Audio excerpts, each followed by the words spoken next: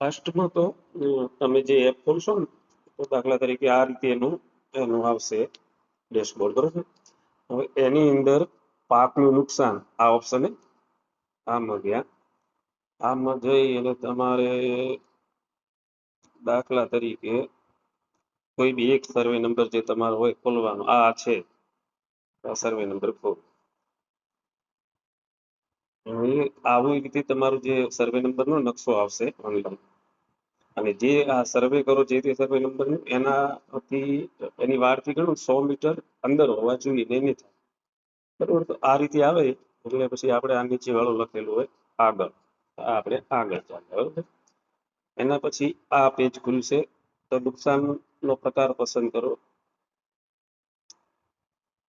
કે ભાઈ ભારે વરસાદ, વાદળ ફાટવું, વાવાઝોડું કે દુષ્કાળ. તો આપણે દાખલા તરીકે ભારે વરસાદ, કેમ કે આ 3 નીચેની વસ્તુ આપણે જે ગણી, બરોબર. ભારે વરસાદ ગણ્યો નથી થતું, તો ભારે વરસાદ આ લખ્યા પછી અહીંયા પાક ઉમેર્યો, તો આપણે પાક ઉમેર્યો, બરોબર.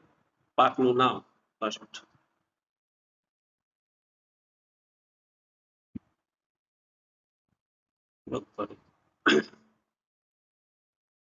1.6 છે દાખલા, તો કેટલું નુકસાન થતું હતું?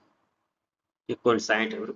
હવે આપણે આની અંદર જો પૂરેપૂરી જે તે સર્વે નંબરનો એરિયા પૂરેપૂરી વાવેલી હોય તો પૂરેપૂરી લખી દેવાનું, અને અડધામાં વાવેલી હોય બાજરી, અડધામાં તો એ રીતે પછી પાક ઉમેરવાનું. દાખલા તરીકે માની લો કે 1.60, બરોબર.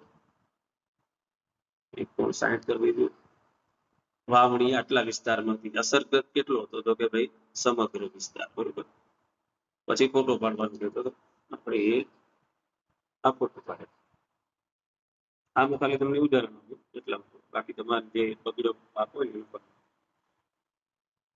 ને આ બે આ રીતે બે ફોટા પાડી દેવાના, ઠીક.